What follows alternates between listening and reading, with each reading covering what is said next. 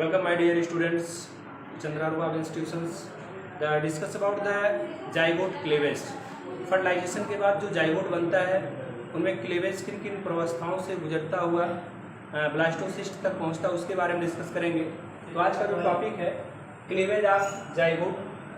As first time fertilisation के बाद जो सबसे पहले डिप्लॉयड कोशिका बनती है वो आपका है जाइगोट, जो मेल और फीमेल के स्पर्म और ओवा मिलते हैं जो गैमीट, उसके बाद आपका बनता है जाइगोट.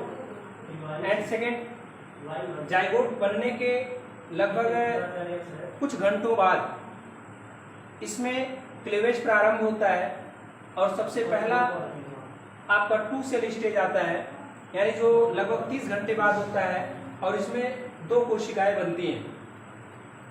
अंडाणु के सबसे बाहरी जो लेयर है वो आपका जोना प्लूसिडा, और ये जो कोशिकाएं बनती हैं इनको बोला जाता है ब्लास्टोमेयर.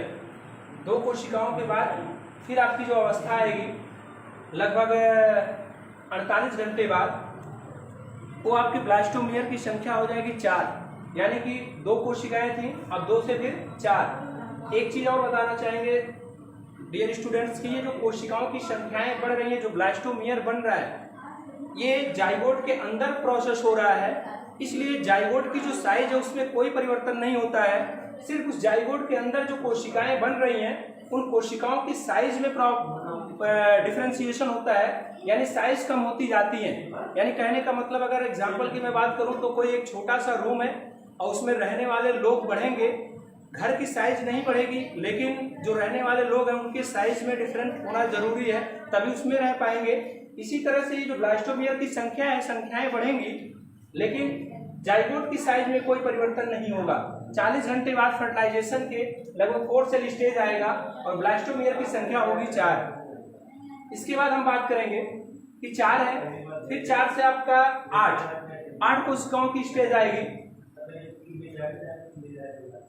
और 8 से फिर आपका 16,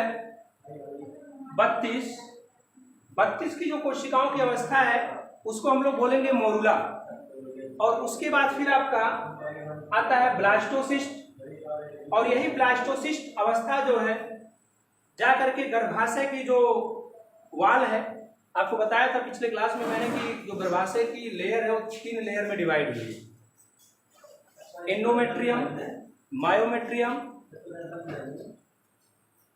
क्या है